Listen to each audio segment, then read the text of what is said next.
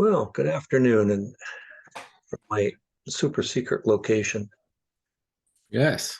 Are you in the hidden bunker? Because it looks like you're in my living room. Well, I don't want to say exactly where we may or may not be, for the forces of evil may be looking for us. But Ah, it's listening. I'm down a place where there's lots of palm trees. lots of palm trees. Yeah, Okay. And an ocean. and an ocean, Okay. and a border crossing, and a huge naval reserve, and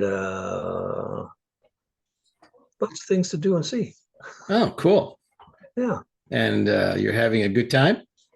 absolutely. Very, very good time indeed. Well, Yeah. he's Bob. I'm Tom. Welcome to the BORDERPOL Journal Good. for our almost Christmas broadcast. Yeah, don't know how it's going to work out, whether we'll be able to squeeze one more in before the end of the year or not, but we'll see. Well, we'll work on it. Um, so, what are you going to get for Christmas as news comes?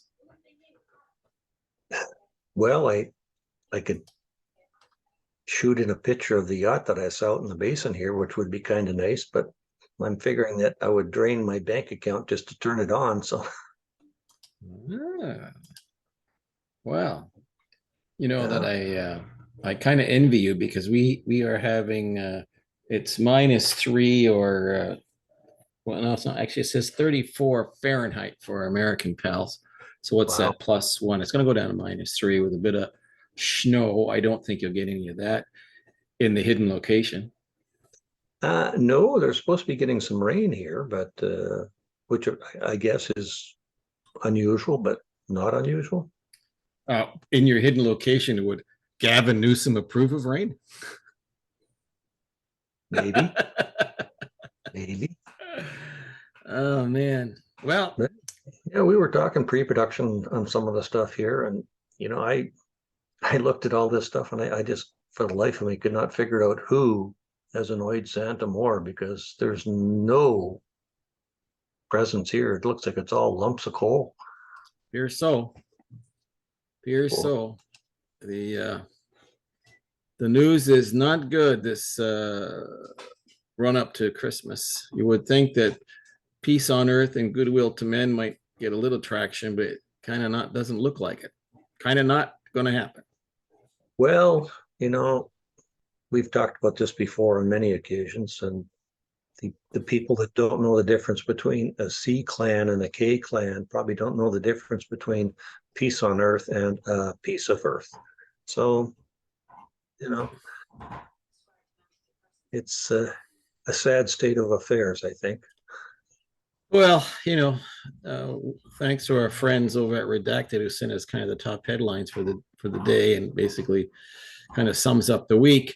The first one on the hit parade is that COVID, a variant of COVID, is about to revisit, and it's called NU. Is it NJ1? Sorry, Yeah, and NJ1. NJ1. Yeah, and now apparently accounts for 20% of the cases in the United States. But the caveat is it doesn't seem to cause any severe illness. That's the evidence anyway that it shows. So it's one of those good news, bad news stories, I guess. Well, that's true. And you sit back and you think, is it a good thing that it doesn't cause the problems, or there's not the severe illness? Is this a sign that maybe it's working its way down to being less of a threat? Uh, I I I don't know think we can get rid of it. That's for sure. with the passing of time, it's becoming less and less sort of the top of mind with regard to other issues that are kind of Well, in it the had its news. kick in the cat for a couple of years, and now it was overtaken by events in the Ukraine, which has now been overtaken by the events in Gaza, which by this time next week, who knows what will or will not be in the news. Well, in that neck of the woods, you've got the Yemeni uh, uh, Oh yeah, folks, yeah. It's not. firing missiles at ships, going through the Gulf of Aden and whatever, and they're talking about it having an impact on oil prices because a huge percentage of the oil uh, flows through there on these Yeah. tankers. I think they said, uh, I stand corrected, but something like 80% of the oil in the Middle East goes through there. So if you shut that puppy down, you're going to see oil prices spike next year. Well, I guess it's the easy oil or the oil that some other country digs up. But I read something on the flyby news, and I think it was the day before yesterday, where it said that the U.S. has the biggest production in the world going on getting oil up and refining it. So I'm assuming that must be from within their own borders. You know darn well in Canada that it's not going to be ours, because if our government had its way, they'd be stopping that tomorrow. But well, they're doing a pretty good job of stopping it already through various I think other this, you had incentives. mentioned before that, the Davos crowd, this is just another thing for them to hang their hat on and do a little fear mongering, or see if they can raise the price of oil up to, $80 a barrel, which it was 20 years ago when we were only paying about 64 cents a liter. But Oh yeah, this is. I think we're headed for some choppy waters there. I mean, in our list of issues for today's chat was that Malaysia has sanctioned cargo ships from Israel over Gaza. Now, I don't know how many cargo ships Israel actually owns, yeah, but you can see that this Gaza issue is spreading, like metastasizing, as they say in medical circles, as a political virus that is starting to have some serious effects and impacts on other parts of the world, which in the case of Malaysia has, of course, a large Muslim population. So they would be like their neighbors in Indonesia, which is the largest Muslim population in the world, population-wise. That's really applying a lot of pressure on the economy of the countries that are taking one side or the other. Um, and war is always there's never any real winners and never any real losers, and particularly in the sort of wars we're talking about today. I think the only thing I'd add to that is that I don't think that there's any winners. Everybody turns out to be a loser when it starts to escalate, and Although as one of the things that makes no sense to me is one of the other things that is on our list of, gee, I don't get it, is that the UN adopted a resolution to stop glorifying Nazism yesterday in a vote 118 of 49. And the resolution was drafted by Russia and was opposed by, get this, the US, the UK, Canada, France, Spain, Germany, Italy, and Japan, as well as Ukraine, Georgia, and Latvia, Lithuania, and a handful of others. So apparently 49 countries in the UN have no problem glorifying Nazism. yeah, and I read Now, that. if that isn't the screwiest headline, and the point of their voting against it, of course, because they're all weasels when it comes to this. This is a weasel resolution because the Russians drafted it because of their obvious aiming at the Azanov group in Ukraine, which is clearly, a Nazi admirer, battalion in their military. These other folks decided, well, whoa, wait a minute. There must be some good Nazis then because they're in the Ukraine. And I think this is just, yeah, it's just nuts, right? It's not, it's not even worth talking about. It's how stupid this is, and it goes to show you, where we are as intellectually on some of these things. I thought maybe for a minute there that the 118-49 might have been a cricket score, but I don't know much Well, about cricket. for all intents and purposes, it might as well be because this is just, I'm sorry, if you find a cure for cancer, but it came out of Moscow, we're not going to take that cure. We'll all die rather than, accept that there's a cure for cancer invented by a Russian. I mean, this is how stupid this has become. Yeah. Well, in some cases, I think the UN has lost its mandate, and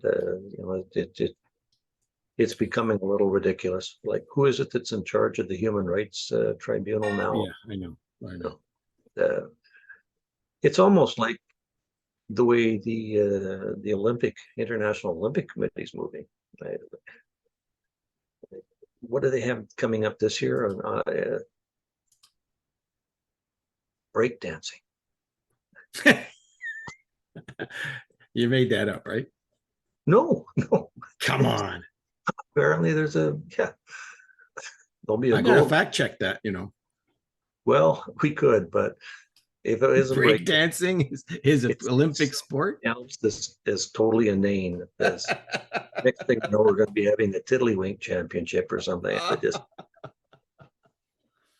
Oh man, now that well, that's as funny as the study that says that chocolate makes middle-aged women happier. They actually had a study on that. It's probably out of the Canada Council grant funds, but the thing that bothers me is that chocolate makes me happy too.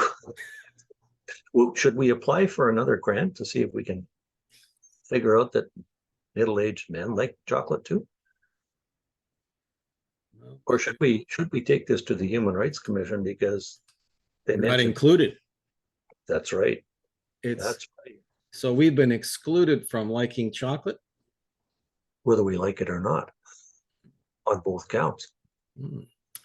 By the way, I should let you know that speaking of being left out or what have you, we weren't left out of the town council meeting here locally. Remember, I told you we were taking on the local council who wanted to spend all our money on a project that nobody asked for.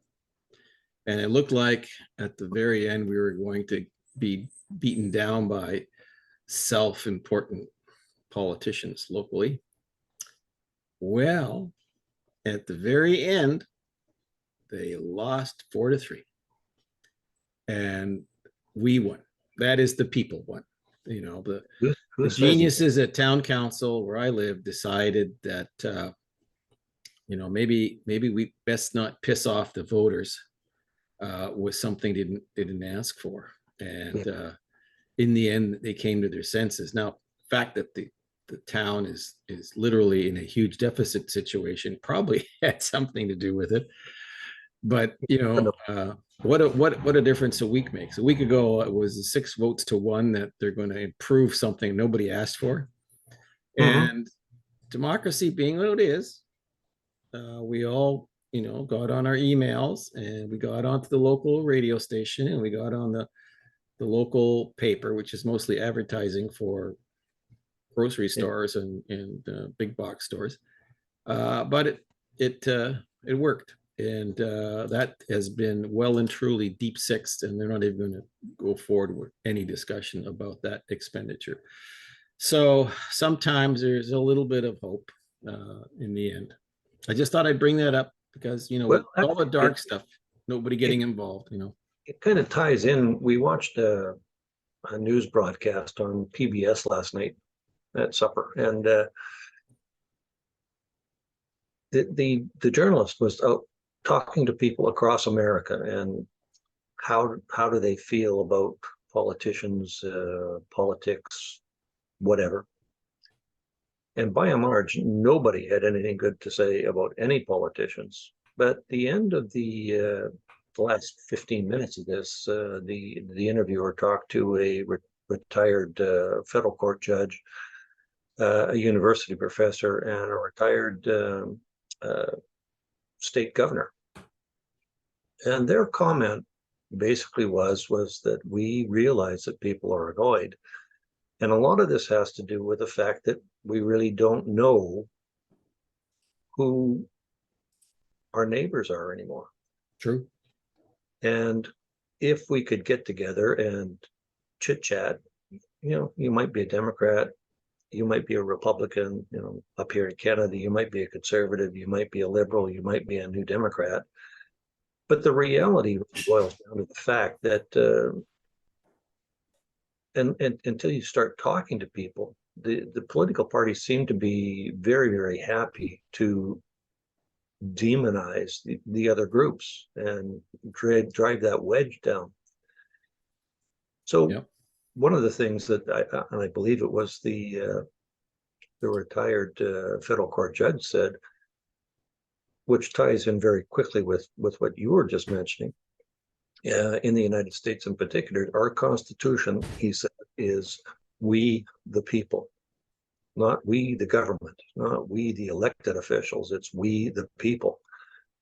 And like a lot of things in what we look at now is that we have to sit back and say, if we don't like something, we have to get out and vote, and we have to look at other things other than just straight politics. Like what is it that we have to do to get back and get back onto an even keel, to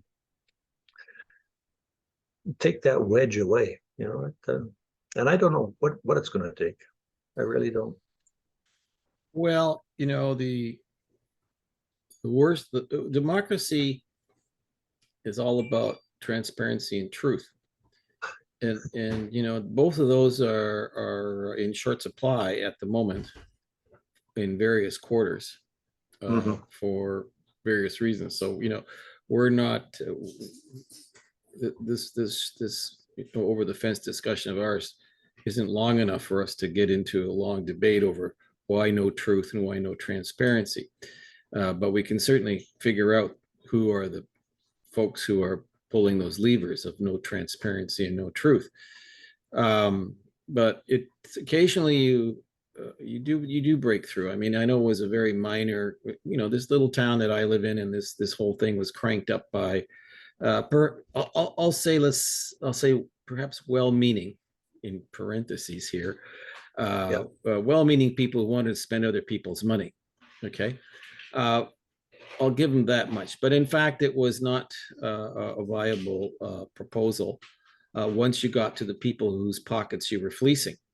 And we did speak up, and we did collectively come together. And your point about meeting your neighbors, there's people I met I otherwise would not have met, who also felt strongly about, the kind of stuff that was being foisted upon us as ratepayers over something as mundane as building a sewer. Now, that may not be a big deal in the grand scheme of things for people who are listening to us right now, who are talking about Gaza or world peace or nuclear, proliferation or whatever. But, it's the little victories that pile up that give you some hope for the future. And the truth was revealed that nobody asked for this sewer. And the transparency was that you don't have the money for it. So no matter how you dressed it up, the people who you want to have eating cake all the time, to go back to the French Revolutionary times when Marie Antoinette said, let them eat cake. We didn't want the cake. And in the end, it was defeated, and it's a tiny victory in a small town. But those are the things that can give you some hope going forward, because when you look at things like the U.S., particularly now, this lawfare that's going on between the Democrats and the Republicans, and the latest thing, this Colorado, I think is exceedingly dangerous, because it's really at the top of mind for a lot of people, and the extremists on both sides are going to be really pumped up. And I made the comment to a friend of mine this afternoon. I said, this is kind of like the Fort Sumter of lawfare, because these people have fired a shot across the bow of basically the Constitution of the United States, which is the only thing that has been solid for over 200 years. And they're messing about with something they ought not to mess about with, especially when they're really, really extremist views being tossed around. So as one commentator on one of the news broadcasts, it's like a powder keg, and these what I would call judicial dimwits, are throwing matches on top of this powder keg. This is a very dangerous thing, because emotion drives the process, and it's when you look at the things that are not working, despite lying to you about everything is great, or if you want to know where the money's going, we're not going to tell you because they don't want to be transparent on that. These are the things. Democracy is based on truth and transparency, and those are really in short supply, as I said earlier. And then that's a domestic challenge, and you're down there now in the U.S. for holidays. You probably feel it more than when you read about it when you're outside of the country. But they just did one of our colleagues just sent us a note about the southern border, and you're very close to it. And he said yesterday was a record-breaking day. 12,600 or so illegal aliens were encountered at the border, but you're not too far from at the moment. It's the highest single day total ever. Yeah. Now, how does a country like the United States, which is supposed to be the superpower and the leader of the free world and blah blah blah, it doesn't, it worries more about the border with Russia and the Ukraine and does its own back door. Yeah. This is absurd. And so these numbers just keep getting worse, according to Bob, the other Bob who sent us this information. And this is not media stuff. This is right from, because he has direct links into the Border Service, the CBP, and the Border Patrol. This is outrageous. I don't know how you maintain any sort of semblance of law and order when you just don't even bother to deal with your back door. Come into my house, steal me blind, and walk out the front door. I mean, that's really what they're doing on a massive scale. It's also interesting too that Texas has signed into law now that they will arrest.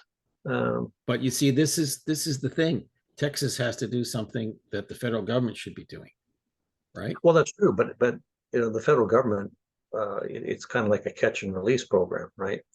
And they're getting in trouble. I saw on the local news down here now they're separating families again, and I don't know what the answer is there, but I guess The answer is you've got a law, enforce it or change the law. Well, that's true because I know, and this is again anecdotally, when I worked many decades ago, one of our ports of entry decided that in cooperation with the prosecution side and the adjudication side, that when somebody arrived without documents, they would just lock them up. And every 7 days, they would have a hearing and they would be held locked up and in detention until some kind of documentation could be produced for them. Well, lo and behold, that particular port of entry went from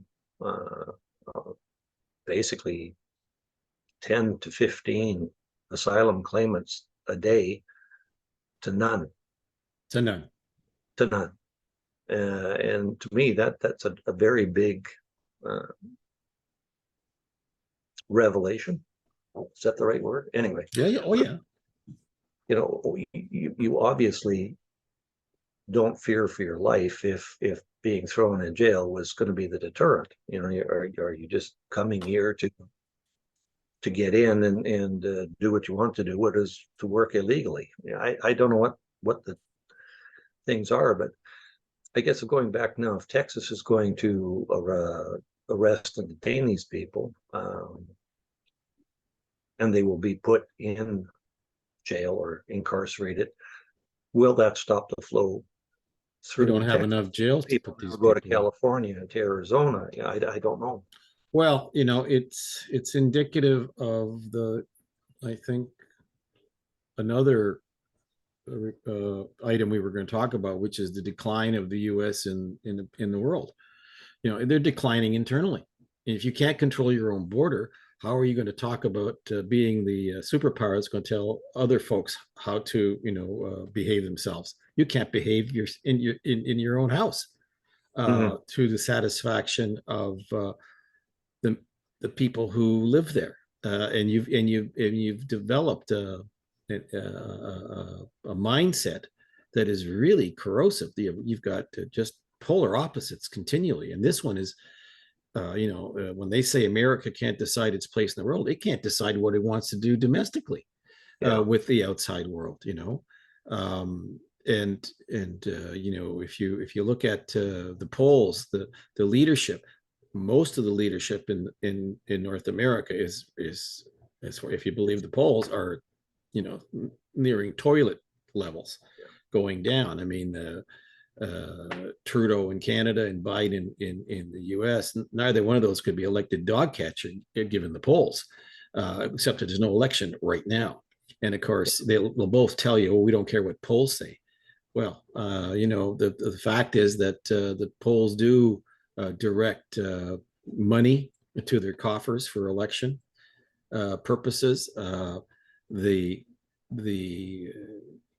result of the Gaza situation at the moment is who would have thought two and a half months ago when this all started that it would be flipped on its head, and the aggressor now is Israel, and the hard done by is a Hamas terrorist organization.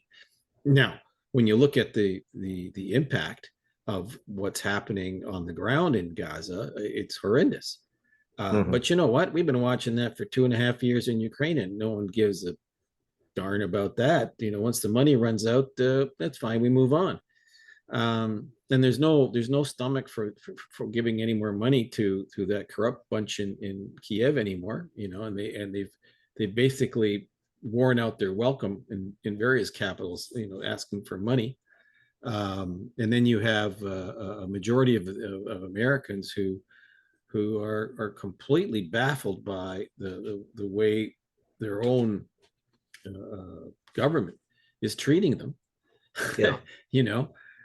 It's bizarre. I mean, this is at the end of the year. 2023, I think, should be called the year of bizarro, because we have talked about stuff this year that if in Hollywood you couldn't write this stuff up.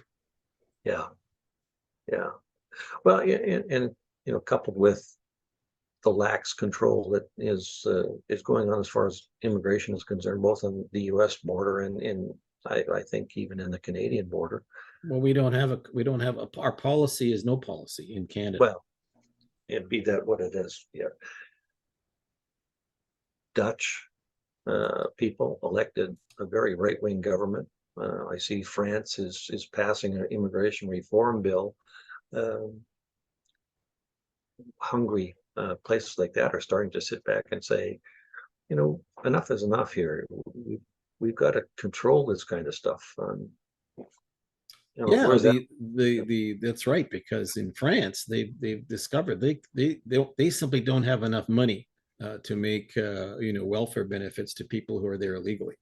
The days of why don't you come to France because we're like the Foreign Legion, everybody can come in and participate. Those days are over. Even with a government like Macron's, who's come to how many of their cities in the last 2 years have had fires every night of cars being burned. They even talk, the amount of violence that goes on in major cities in France isn't even reported anymore. The police that we have contacts with, there are places in Paris that are utterly no-go areas in Paris. We knew about those in Strasbourg. We knew about those in Marseille for years. But now this has become a cancer that's, again, metastasized throughout France. And it's the same bunch, frankly, that are the culprits. And then if you look at the demonstrations in Canada as a result of the Hamas, it goes back to an earlier comment about the people that don't know the difference between a C clan and a K clan. How does it, when you go into a municipal city council meeting to demand a ceasefire, I know it's bizarre. You can go and do what we did to demand not to build a sewer in our town, but we're not going to go to the town council and demand a ceasefire in a country 10,000 kilometers away. Okay, I mean, this is silly. But what is not silly, and which is exceedingly dangerous, is allowing people who have come here in the last, I would say, 5 to 10 years, who share none of the values, legal, the culture, the rule of law, the acceptance of the rule of law that the majority community follows, and they just go around completely upending everything because they demand that the community that welcomed them change over to their way of thinking. And you see this in peaceful places like Toronto and Vancouver and Calgary. These are normal, these are places where no one ever thought of this. The folks who came to the country apparently were trying to leave violence. And what do? They extol violence on the street for an issue that there's nothing really that can be done at this end for that particular conflict. And then to resurrect things like anti-Semitism, talk about destroying churches and synagogues because that's not what they like. I mean, come on, something very weird is going on here.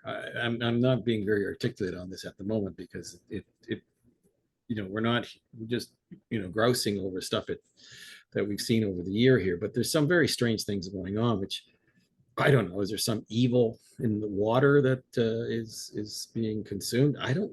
Is that a virus? Is evil a virus that you can spread? Because that's evil stuff. When people are being pushed onto subway tracks because they don't like them for whatever reason, and then nothing ever really happens, or we'll go down a rabbit hole here. So it's not. It kind of goes to the another little pet peeve of mine with these people are out disrupting traffic and disrupting civic duties and obligations held by mayors and council people, and nothing happens to them. But we've got those two individuals that dared to go to Ottawa and have semi-tractor trailers blowing horns that, they're still dicking around trying to figure out what they're going to do with them. Yeah, I know.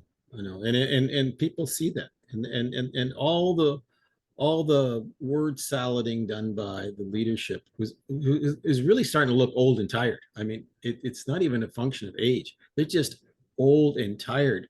And the folks who pay their paychecks are they're getting tired, but in a very vocal way, it seems. I mean, we're talking about it, and we're just two guys over the fence chatting about it. But when you look at again, one of the stats here, that today 62% of Americans, and I dare say probably Canadians and perhaps Europeans alone, but this is a US study, live paycheck to paycheck right now, period. 62%. Okay. Wow. And 1% of the population has like 45% of the wealth. Something's screwy here. Yeah.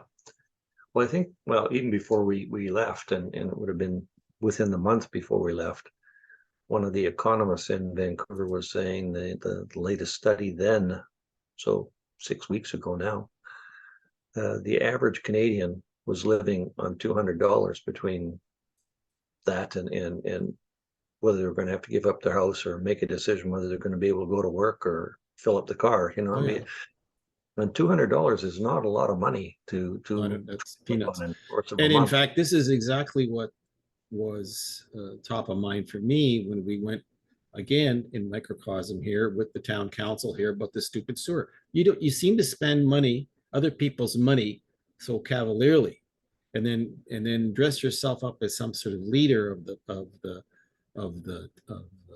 town and looking forward.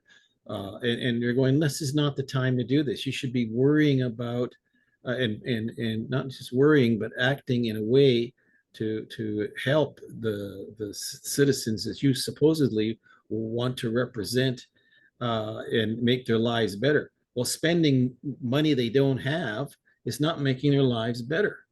And this is kind of a general theme, particularly in Canada. As you know, we're taxed to the hilt. I think we're probably most taxed people on the face of the earth.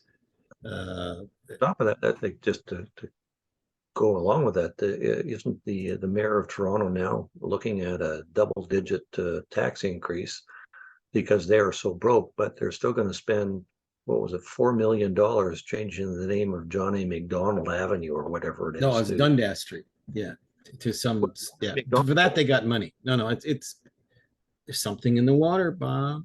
I'm telling you. Okay, I have to get my tin hat on for our next show to find out what that is. Well, we should apply for a Canada Council grant. They probably give us money. Oh, no, I don't think so.